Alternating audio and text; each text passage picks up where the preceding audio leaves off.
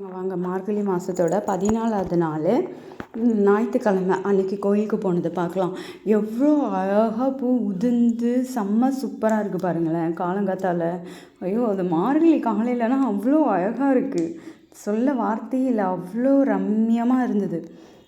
வெளியில் வந்து கொஞ்சம் நேரம் ஆச்சு, அதுக்கப்புறம் தான் நான் எடுத்தேன். வெளியில் வந்ததுக்கப்புறம் தான் கொஞ்சம் வெடிஞ்சுது. அதுக்கு முன்னாடி கோயிலில் ரொம்ப நேரம் இருந்தோம். செமையாக இருந்தது.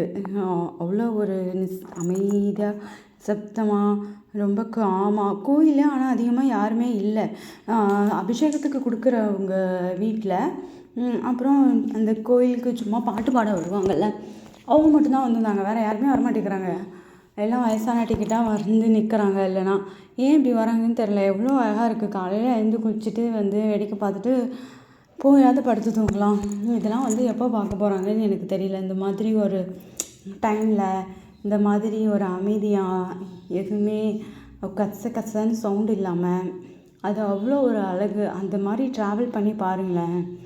கோயிலில் வந்து என்ன சொல்கிறது, சிவன் லிங்கம் வந்து லிங்கத்திலேயே பூலேயே லிங்கம் மாதிரி பண்ணி அதை சுற்றி நேற்று விளக்கு ஏற்றிருக்காங்க போல்.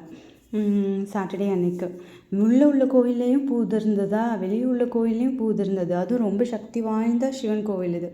பூனை வந்து சாமி கும்பிட்ட ஸ்தலம்னு சொல்லுவாங்க இவரை. பூனை வந்து ரொம்ப பக்தியாக கும்பிட்டதுனால பூனைக்கு காய்ச்சி கொடுத்த ஸ்தலம்னு சொல்லுவாங்க இங்கே உள்ள சிவனுக்கு.